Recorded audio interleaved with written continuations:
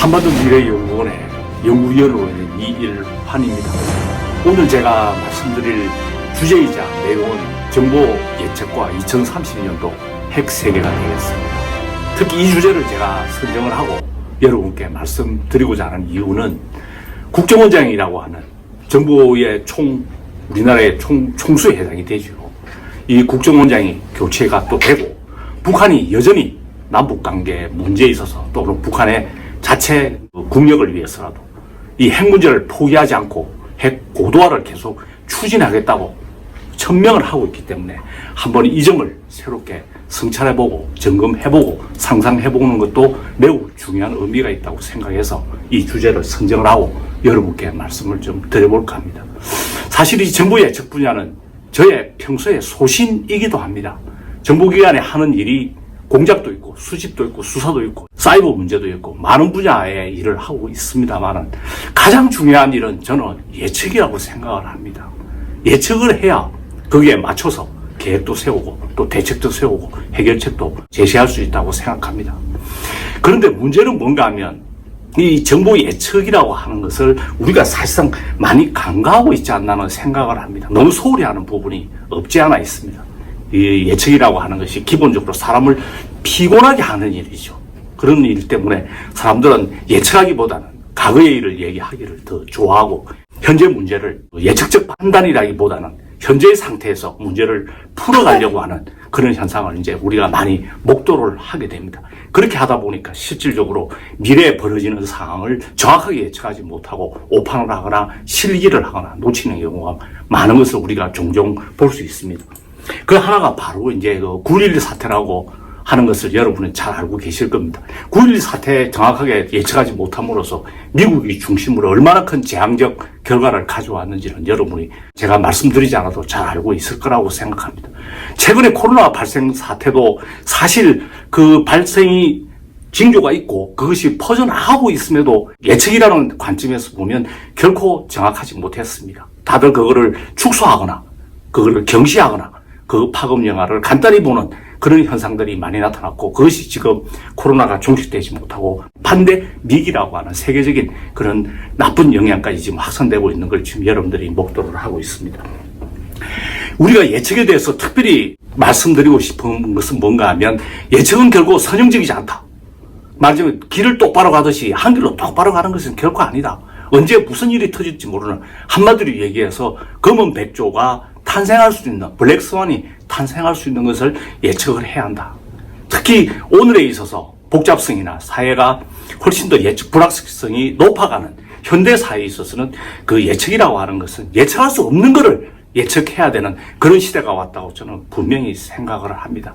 그래서 누구나, 특히 그 정보기관 종사자들 입장에서는 바로 예측을 보다도 최대한 정확하게 해야 된다는 그런 강박관념 때문에 일종의 예측 지옥에 헤매고 있다고 볼 수도 있지만, 그래도 그거는 당연히 해야 되는 일이라고 생각을 저는 합니다.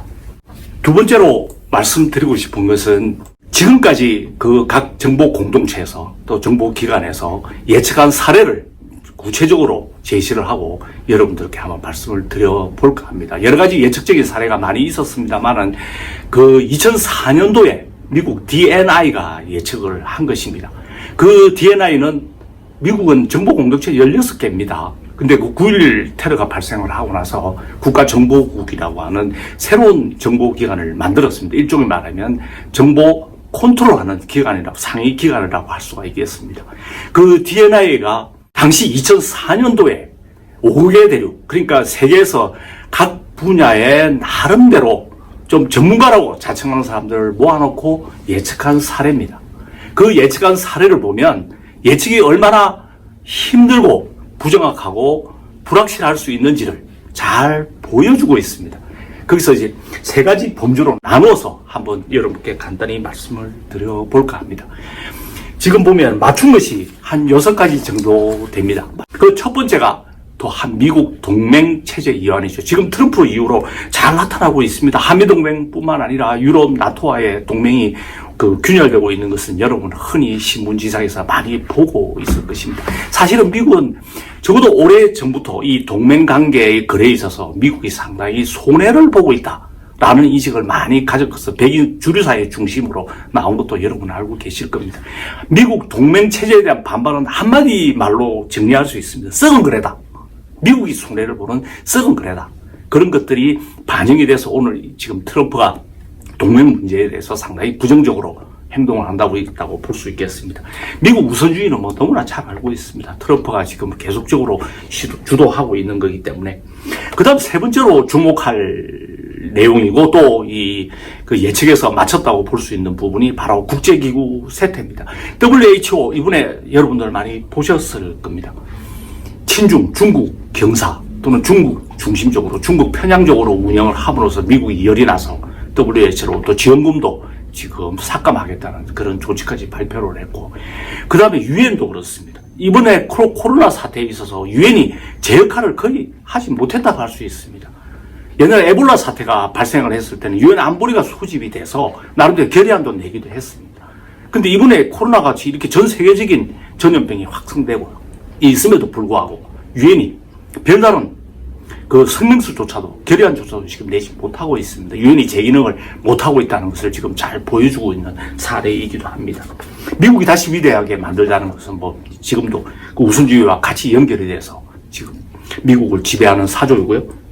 그 다음에 미중 패권 경제 격화, 이것은 뭐 지금 여러분들이 잘 알고 있습니다. 그 다음 여섯 번째로 북한의 핵위기도 맞췄다고 볼 수가 있습니다. 당시 이 DNI에서 예측을 할 때 2020년도 경이면 북한이 ICBM, 소위 미국까지 도달할 수 있는 핵탄두를 장착하는 ICBM도 개발할 수 있을 것이다 예측을 했는데 대략적으로 우리가 맞았다라고 정리해 볼 수가 있겠습니다. 두 번째로 보면 맞히긴 맞췄는데 일부만 맞힌 그런 내용이라고 할 수 있습니다. 그 첫 번째가 뭔가 포퓰리스트죠. 포퓰리즘의 득세, 유럽. 근데 포퓰리스트 득세는 예측은 했지만 유럽은 안 할 거다라고 하는 큰 오판을 한 것이죠. 알다시피 포퓰리스트는 어떤 의미에서 보면 유럽이 가장 크게 득세를 했습니다. 제 경험을 한번 좀 말씀을 들어보면 제가 금년 초에도 그 이태리를 갔다 왔습니다만 이태리를 가서 화장실 문제가 특히 있습니다. 이 화장실 문제가 왜 돈을 받느냐 하는 것을 이번에 제가 의문을 해소를 했습니다. 몇 년 전에 갔을 때도 왜 돈을 받지? 50년대를 왜 받지? 한 달러, 1달러를 왜 받지? 그런 점에 대해서 저 굉장히 비판적이었거든요. 근데 설명을 듣고 나니 조금 이해가 됐습니다. 화장실에 돈을 안 받으면 난민들이 득세를 한다는 거죠. 화장실에 가가지고 또 따뜻한 물도 나오죠. 따뜻하게 쉬기도 좋죠. 모르니까 난민들이 화장실을 죽쳐버린다는 겁니다. 그런 생각을 하니까 그럴 수가 있겠다. 바로 이것이 유럽이 바로 포퓰리즘이 유럽에 득세하는 하나의 실전적이고 우리가 현실적으로 목도하고 있는 사례가 아닌가 생각합니다. 오스트리아 갔을 때도 오스트리아의 주민들이 관광객인 줄 알면서도 불구하고 상당히 부정적이고 냉소적인 것을 많이 느꼈어요. 그런 것을 현실적으로 체감을 하게 됩니다. 두 번째는 칼리파 국가가 선포할 거라고 예측을 했지만 사실은 테러 집단이 안 하고 다른 데서 할 거라고 했지만 IS가 했죠. IS가 했습니다. 했지만 물론 그 서방의 IS의 그 괴멸 작전으로 인해서 지금 거의 와해되긴 했지만 칼리파 국가도 그 부분적으로밖에 맞추지 못하고 볼 수가 있습니다. 세 번째는 그 중국과 인도의 부상입니다. 역시 부상할 거라 라이즈 업 할 거라는 것은 예측은 했지만 그렇게 중국이 지금까지 이렇게 강력하게 부상할 것은 예측하지 못했다는 거죠.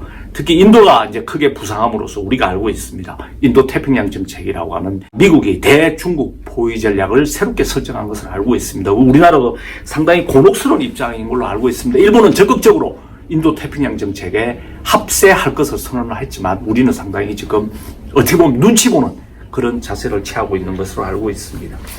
세 번째로 보면 틀린 겁니다. 틀린 거 보면 이 타이완 문제가 그 미국과 중국이 부딪히는 그런 단층성 역할을 할 거다. 충돌 지점 역할을 할 거다라고 예측을 했지만 전혀 충돌로 인한 그런 조짐은 보이고 있지 않았습니다. 다만 그 트럼프가 중국에 대한 하나의 레버리지 차원에서 타이완을 조금 활용하는 것을 우리가 많이 봐왔습니다. 최근에도 누가 저보고도 그 타이완 문제 때문에 뭐 미국 중국이 붙지 않겠느냐. 제가 단호하게 얘기를 했습니다. 아직까지는 절대로 붙을 일이 없다. 그것은 혹시나 미국, 중국이 막바지 최후에 뭔가 결정을 해야 될 그런 상황 아니면 결코 타이완 문제가 붙지 않을 거다. 뭐 제가 나름대로 얘기를 했습니다. 두 번째가 팔레스타인 국가 창설이죠. 뭐 국가는커녕 뭐 지금 요새는 흔적조차 잘 나오지 않는 것은 여러분 알 수 있습니다. 세 번째는 바로 가장 제가 볼 때는 큰 오판이 국제정세 역학관계 측면에서 가장 큰 오판이 러시아 문제라고 생각을 합니다. 왜냐하면 한 나라의 국가의 국력을 또는 국가의 국력 크기 앞으로 커나가는 방향을 오판을 한다는 것은 그 국가의 그 국제적인 정책을 결정함에서 대단히 큰 미스를 가져오기 때문에 지금 보면 러시아가 빈털터리가 될 거다.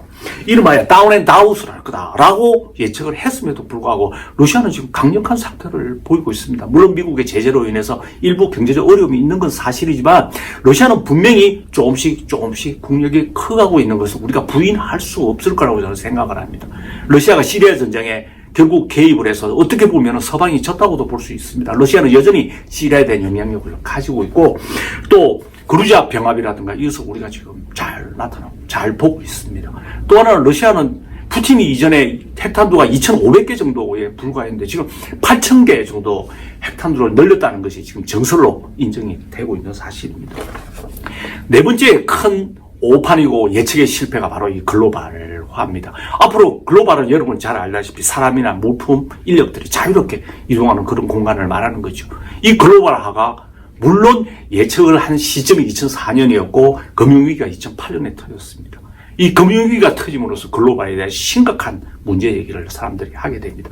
글로벌화와 바로 연결되는 것이 신자유주의 정책이었죠. 신자유주의 정책은 바로 부의 양극화. 국가적으로 볼 때도 국내적으로 볼 때도 잘 사는 자와 못 사는 자와 양극화를 가져왔고 국제적으로도 선진국가 후진국가의 양극화를 가져온 게 바로 글로벌 그런 것에 대한 대단한 비판이 지금 나타나고 있는 것이고 이 글로벌화 문제는 지금 코로나 사태로 해서 다시 전환의 계기를 잡아서 앞으로도 글로벌화가 과연 될 수 있을까? 과연 그 시절로 돌아갈 수 있을까? 많은 사람들이 회의를 가지고 있고 못 돌아갈 것이다 하는 것이 현재로서의 판단이라고 하겠습니다. 그렇다면 왜 사람들이 이 대단히 세계 석학이라고 하는 사람들, 내노라고 하는 전문가들이 모임에도 불구하고 이렇게 부분적으로 맞히거나 전혀 맞히지도 못하는 상황이 발생할까요? 그것을 한 세 가지 정도로 나눠서 말씀을 좀 드려볼까 합니다. 그 첫 번째가 바로 심리적인 측면이죠. 그것이 바로 확정 편향입니다. 사람이 그러니까 자신이 믿고 있는 거, 알고 있는 거, 신념으로 가지고 있는 것에 대해서 너무 과신을 하는 거죠. 밑에 제가 와튼 대학의 다니엘 케만 교수 얘기를 지금 해놨습니다만 우리가 장님인데 장님인지를 모른다는 거죠. 우리는 너무 많이 안다고 자부하고 자만한다는 거죠. 그런 것들이 바로 이런 실패를 가져오는 하나의 사례입니다. 우리가 조금 이거와 유사성으로 연결시킬 수 있는 것이 바로 마오쩌둥의 문화혁명 같은 거죠. 마오쩌둥의 문화혁명에 대해서 얼마나 많은 확신을 가지고 있는지를 우리가 너무나 잘 알고 있습니다. 그 폐해는 중국을 20년을 후퇴시켰을 정도로 엄청난 참상을 가져왔습니다. 그래서 특히 한 지도자가 갖고 있는 그런 어떤 확정 편향, 이것은 한 국가의 재앙일 뿐만 아니라 인류 사회적으로도 얼마나 큰 재앙을 가져오는지를 우리가 잘 목도를 하고 있습니다. 그 지도자일수록 사실은 겸손할 필요가 있는데 겸손하기가 어렵죠. 왜냐하면 자신은 승리자이고 자신은 성공했고 성공에 대한 확신이 너무 강한 것이죠. 두 번째가 바로 희망적 사고죠. 위스필 싱킹입니다. 그러니까 내 원하는 대로 사물을 바라보는 것이죠. 그 내가 생각하는 대로 이루어질 것이라고 하는 이 희망적 사고. 우리 지금 남북관계에서도 저는 이 희망적 사고가 상당히 팽배해 있다고 생각을 합니다. 일전에 모 대학 교수가 강의를 한 자리에 저희 모임에서 있었는데 막 그날 제가 그 교수한테 질문을 하지 않았습니다만 모든 것을 희망적으로만 바라봐요. 그러니까 북한을 바라보는 관점이 있어서도 희망적인 것과 긍정적인 것과 또 부정적인 것 이런 것을 겸용해서 바라보는 관점이 저는 무엇보다 중요하다고 생각을 하는데 북한에 대한 부정적이고 이런 것을 다 빼고 모든 것을 긍정적으로만 바라봅니다. 그런데 사람이라는 건 그렇게 착한 사람입니까?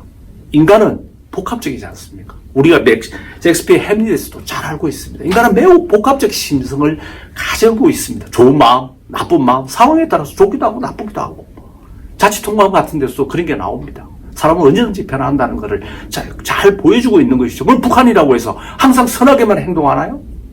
있을 수 없는 거죠. 북한도 필요에 따라서 얼마든지 변심할 수 있는 거거든요. 그렇다면 사안을 희망적으로 바라볼 것이 아니라 좀 더 냉철하게 바라보는 관점. 이것이 바로 정부 실패를 막을 수 있는 하나의 또 방법이라고 생각을 합니다.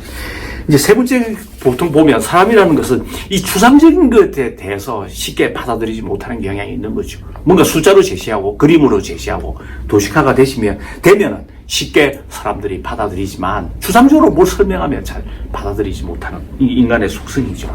그 다음 네 번째가 바로 우리 뇌 구조의 게으름이라고 저는 생각합니다. 상상력하기 싫어하는 거죠. 미래에 뭐 벌일지 피곤하죠. 옛날 얘기하는 건 쉽죠. 재밌죠. 옛날 얘기하는 건 재밌습니다. 왜냐하면 내가 겪었던 일이고 잘 아는 일입니다.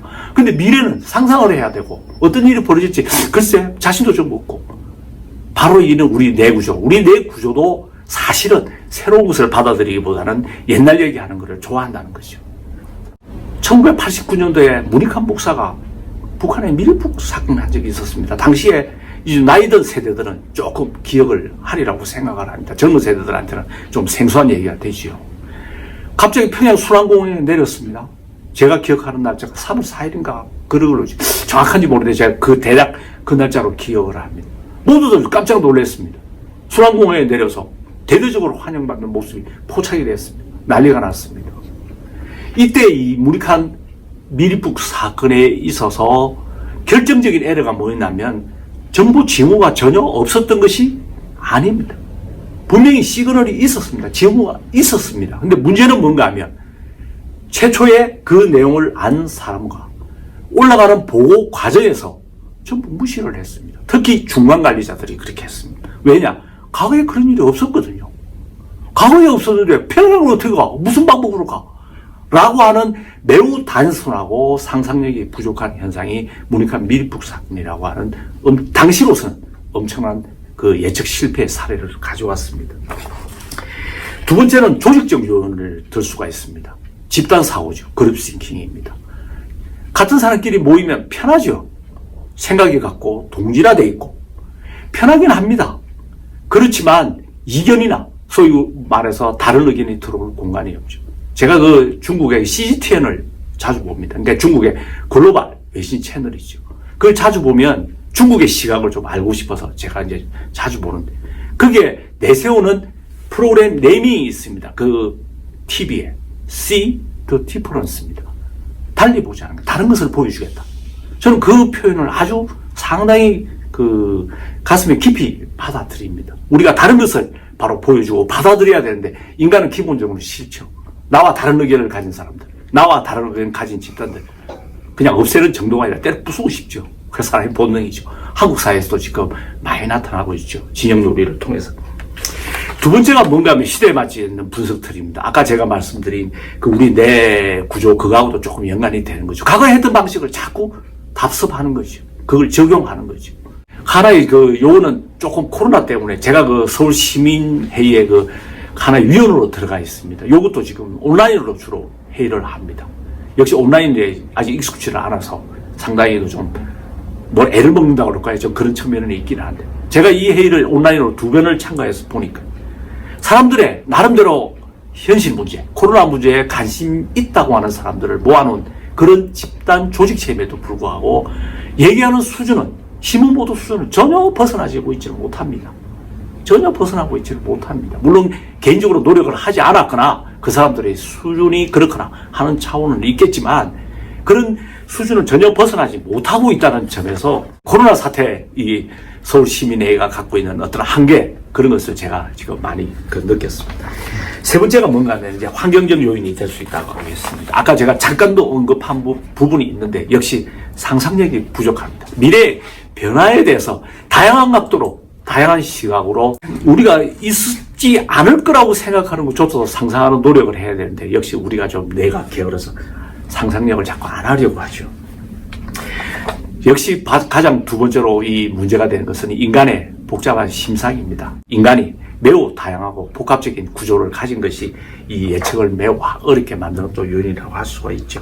특히 그 인간을 예측하기 어려운 것이 바로 그 타국의 지도자들의 생각이라든가 뭐 테러 집단 같은 경우 테러 단체 구성원 핵심 조직원들의 성향 사실 이런 것을 파악하기가 참 쉽지가 않죠. 파악한다 하더라도 사람 마음은 또 언제 변할지 모르죠. 조롱무게식으로. 그러니까 어제의 정답이 오늘의 정답이 또 아닐 수도 있는 거죠.